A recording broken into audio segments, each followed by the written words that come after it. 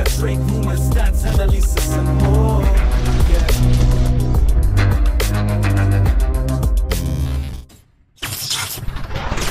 Ang Los Angeles Lakers ay nagkaroon ng strong start to the season, salamat sa ilang malakas na laro mula sa perennial MVP candidate Anthony Davis, 31.3 points per game, 11.2 rebounds per game, LeBron James, 24.0 points per game, 8.3 rebounds per game, 9.3 assists per game, at maging rookie Dalton Knecht, 11.7 points per game, na nagtabla ng record para sa pinakamaraming tres na ginawa ng isang rookie na may siyam laban sa Utah Jazz. Ang Lakers ay mukhang malakas ngunit maaaring kailanganin ng reinforcements to truly reach an elite level in a stacked Western Conference.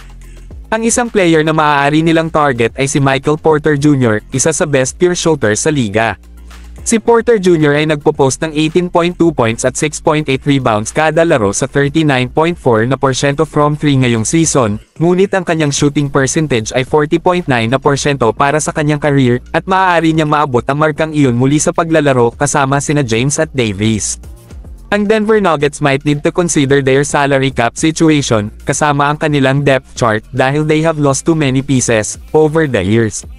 Ang pakikipag-trade sa Lakers ay magbibigay sa kanila ng mas malalim na bench at isang bagong starting shooting guard, at ito yung package could look like for both teams.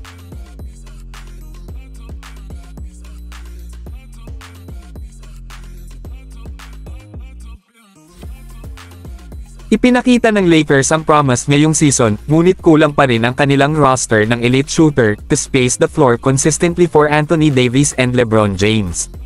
Tamang tutugunan ni Michael Porter Jr. ang pangangailangang ito. Ang kanyang career na 40.9% na 3-point shooting ay ginagawa siyang isa sa mga nangungunang marksman ng liga, at ang kanyang kakayahang mag-stretch ng mga depensa ay would open up driving lanes for LeBron and opportunities for Davis to dominate inside. Nagdagdag din si Porter Jr. ng versatility sa kanyang 6 feet 10 inches na frame na naging dahilan upang maging tough matchup on both ends of the floor. Ang pagdagdag kay Porter Jr. ay magpapalakas ng pag-asa ng Lakers sa title dahil ang kanyang shooting ay nakakadagdag sa lakas ng kanilang star duo, at siya ay magiging isang splash brother kasama si Dalton Knecht.